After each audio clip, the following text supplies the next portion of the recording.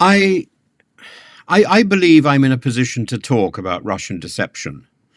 I was a victim of Russian deception myself. Only once was I actually able to identify it and to have the evidence to prove it, but that is important. And I eventually gave it to the BBC, and they wrote an article about it. And it's about this lady here called Irada Zainalova, and she ran a TV program on a channel called NTV, and she's an interesting, fiery individual. I did a number of interviews on that program. I was introduced to the program by one of my former students after doing a series of lectures about the ethics of journalism. And I began to suspect that when I was going on this program, what I was saying, whether I was saying it in broken Russian or in English, was being dubbed into better Russian, and that what I was saying was being improved or modified. And initially, I didn't have the evidence of what I'd originally said. And the last video I did, which was on something inconsequential about David Cameron, it was a video which oddly was recorded at my home in the UK, and I asked the cameraman, who I knew, if he would mind if I recorded it on my phone, and he was only too happy. So I had a copy of the original things I said, and oddly, I was traveling that day back to Moscow, and so I was in Moscow and able to switch on the television and see myself that evening on this Saturday night program saying things that I had never quite said. Now, the modification was modest. It was something which didn't quite mean what I had originally intended, but it was modest. But it shows in 2018, 2019 or something like that, what Russia was practicing, what the Kremlin was practicing. And now that practice 5 years later is significantly more advanced. And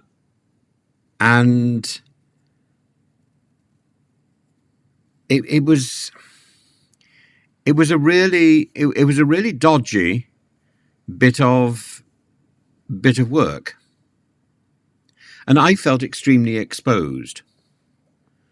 And I also did. I remember I did a charming piece about a Russian TV show called Masha and the Bear. And I remember being cautious about that. And when I asked to see the original footage, it was denied. And in fact, I did make a fuss, and I was taken off to the studios, and I was sat in the cafe, and I was told I was going to have a meeting with Zainalova. And I just continued sipping tea or something and having to pay for it. And then eventually I was told by my ex-student, Andre, I think his name was, that that she was suddenly not available.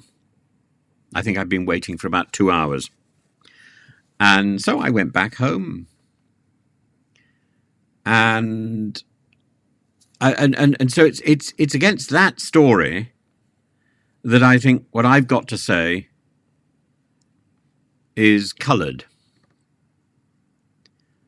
So Russia remains a significant and multifaceted threat to the UK, to NATO, to the broader Western world. And by the use of the term Russia, I mean the Kremlin, because there are so many people across Russia who feel intimidated, terrified, scared to speak. You're not going to see people out on the street protesting against this because they are terrified, because they'll be locked up. They know what happens when they get locked up as well. That's the end of it. So the people who write below and say, oh, why do you hate Russia? I don't. I lived too long in Russia to hate Russia. But I certainly hate and detest what is being done by the Russian elite. And a lot of this is about propaganda. And it's peddled by people like Irada. Irada made her name by doing breakfast time television, and on one occasion, some children threw a snowball at her while she was broadcasting, and she swore. The torrent of abuse was quite extraordinary, and I did have the video at one point, but that's now been removed from the internet, which is a bit of a shame because it was very colourful, and she became somehow one of Putin's favoured broadcasters. But she's an abusive and cowardly individual, as I discovered myself. And that sort of sums up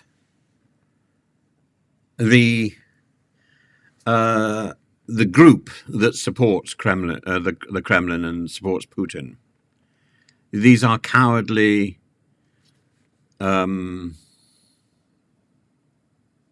magicians, really. They present a version of reality which is not reality, which is skewed. And they're not prepared to be criticized or to be questioned about what they've done. They hide in the shadows. These are not honourable individuals.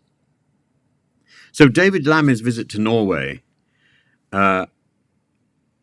is important, and the relationship between UK and the northern ally, underscores the critical need to address and mitigate the risks of Russia, particularly in those northern countries.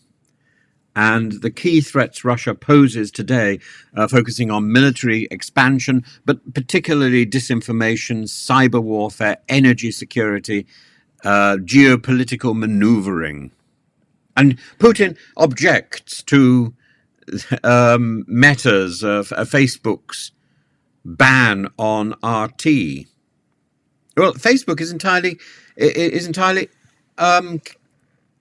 sort of free to ban whatever it wants, or not to pay whatever it wants for its advertising. Facebook is a business, isn't it? I'm not entirely sure that I approve of banning RT in Britain and in other countries. I think we should have access to these things, even if we know that they're wrong, but we should know that they are wrong. And hiding something isn't the way to stop it, because people just get their VPN out and access these various channels. Bit of an effort, but, whereas Russia is doing its very best to silence VPNs as well. It's Russia which is clamping down and censoring TV stations and platforms, not the West. So this is, Putin is sort of ghosting us. And we need to recognize that. Russia's military buildup is perhaps the most visible and immediate threat that we face from the Kremlin. Vladimir Putin's decision to expand the Russian army by 180,000 troops, bringing it up to 1.5 million servicemen, dead or alive, signals his continued intent to project military power across its borders. It now makes the second biggest military in the world. And this escalation, directly tied to the ongoing war in Ukraine, places pressure on NATO, particularly in the alliance's northern and eastern flanks. Norway, as the ears and eyes in the high north, plays a pivotal role here, and the strategic region close to Russia's northern fleet and Arctic ambitions is of growing importance as tensions rise. And incidentally, if you don't know anything about Norway's military, it's very good. Russian naval movements in the Arctic and the Baltic Seas are potential flashpoints, not only for Norway, but for the entire Euro-Atlantic alliance. The UK's role in NATO and its military cooperation with Norway ensure that Russia's actions in these waters are monitored and deterred. But disinformation plays such a role. It remains a cornerstone of Russia's hybrid warfare strategy. And Russian-backed media, bot networks, the covert online influence campaigns have tried to destabilize Western societies. The what-if question, the question itself, manipulating public opinion, trying to suggest that some sort of equivocal relationship, undermining the democratic processes, undermining certainty. The Foreign Secretary's emphasis on countering these networks highlights the severity of this threat. Russia's disinformation aims to sow discord in Western countries by amplifying political divisions, spreading false narratives about Ukraine, undermining trust in governments and institutions. And the Kremlin's objection to Meta's restrictions on state-controlled media exemplifies its reliance on digital platforms to propagate its influence. Norway, along with the UK, is working to bolster intelligence sharing efforts to detect and counter these operations. A closely related threat is cyber warfare. And Russia has been accused of multiple cyber attacks against Western nations, targeting critical infrastructure, financial institutions, government networks. High-profile attacks such as the 2017 NotPetya malware attack have demonstrated Russia's capacity to disrupt economies, sow chaos across Europe and North America. And the UK has been particularly vigilant in defending its cyber infrastructure, and with its allies, including Norway, it is enhancing cybersecurity frameworks to resist potential Russian incursions. Russia's cyber capabilities are not limited to state actors. It's delegated, and it's embraced the cyber criminal gangs, the groups with ties to the Kremlin that add another layer of complexity to this threat. The Kremlin is not trying to propagate a particular message. It's simply undermining everything else.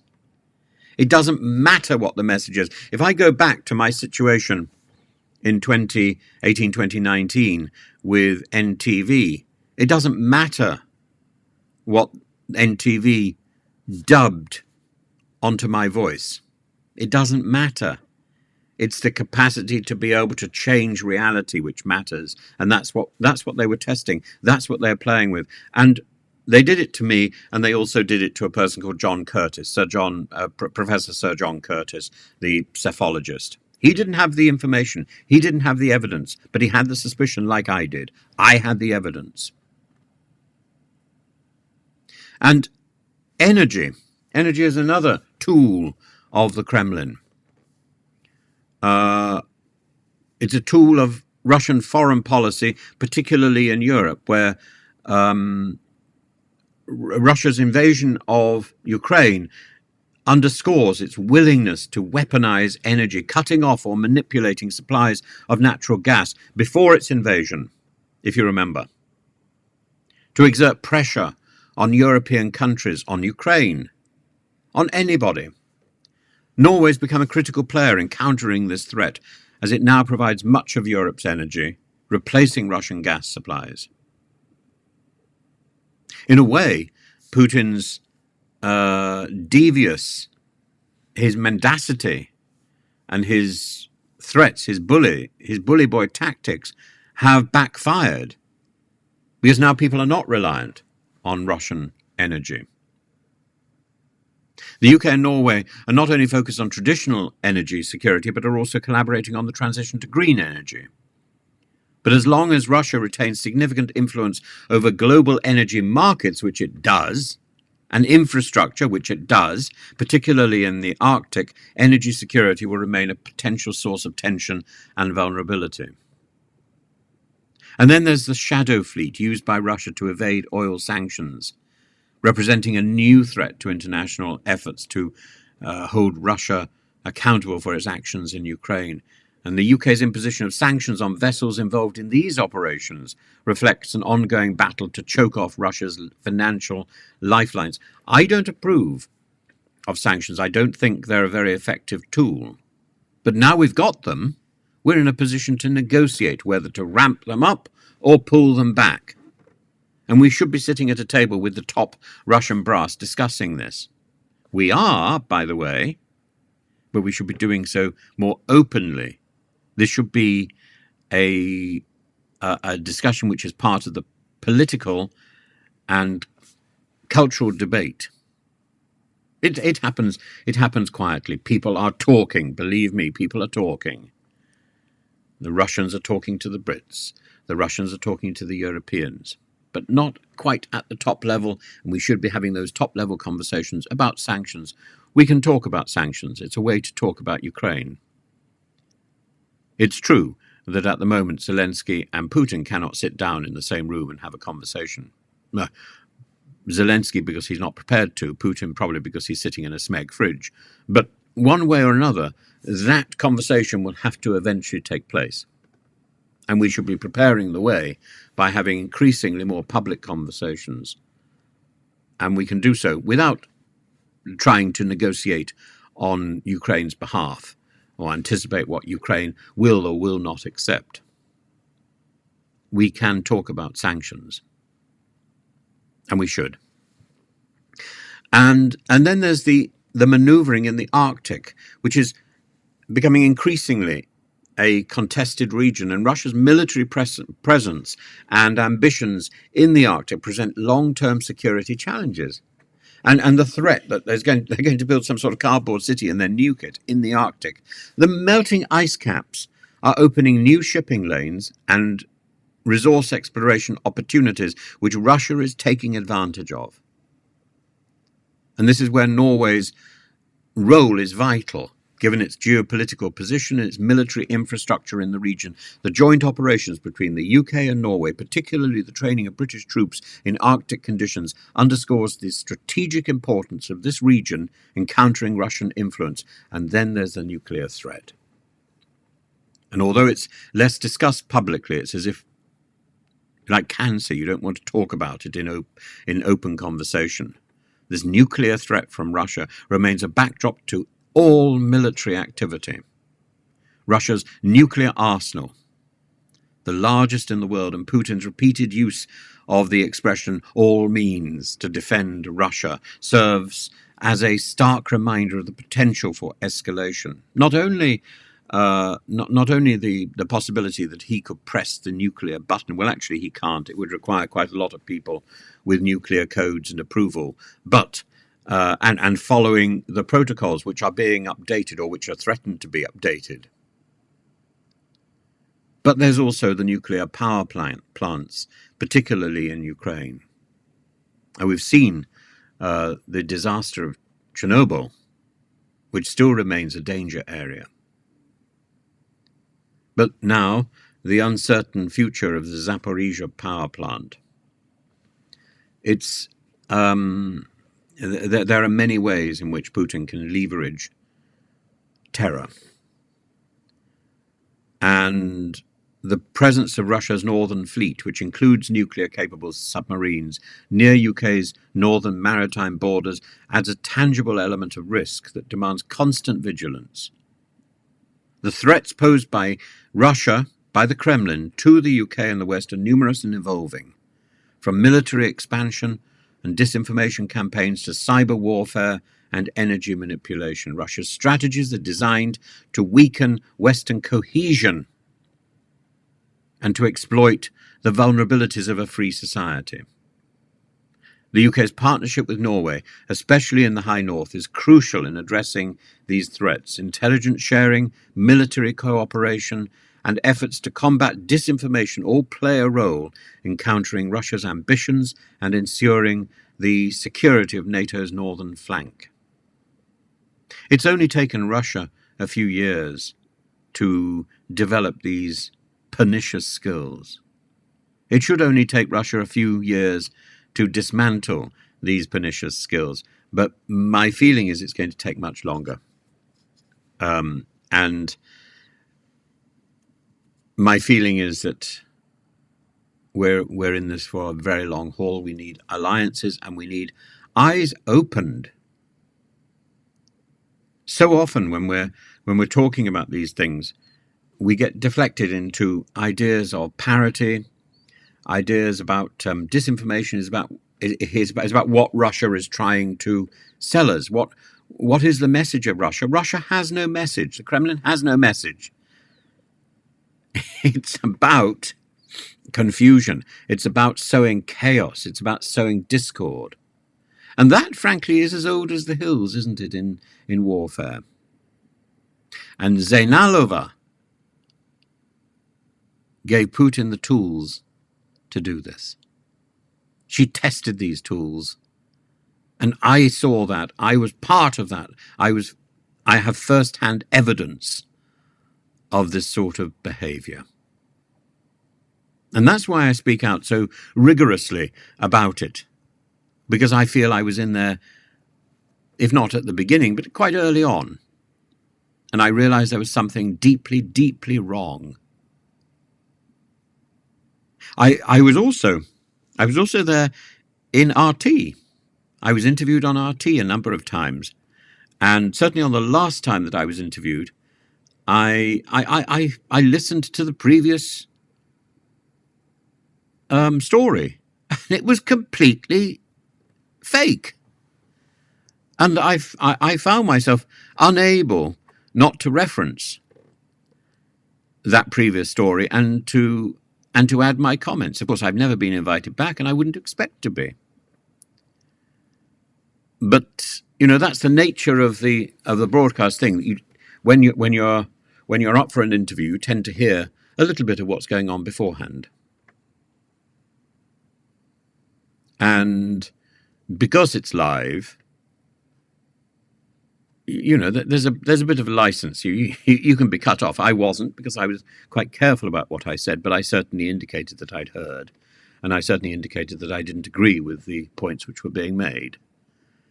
And if more people were to do that, maybe there would be more the structure of these pernicious organizations would be questioned. They rely on people being interviewed and playing along with the game, that we only talk about what we're asked. But politicians always have their own particular set of points that they want to deliver, no matter what the question. And I think everybody else should follow their example in this case. If we hear something which is wrong, we should call it out. And Russian media needs to be called out and called out and called out. And switching it off doesn't solve the problem, because that rubbish is being circulated all the way across Russia and the satellite states.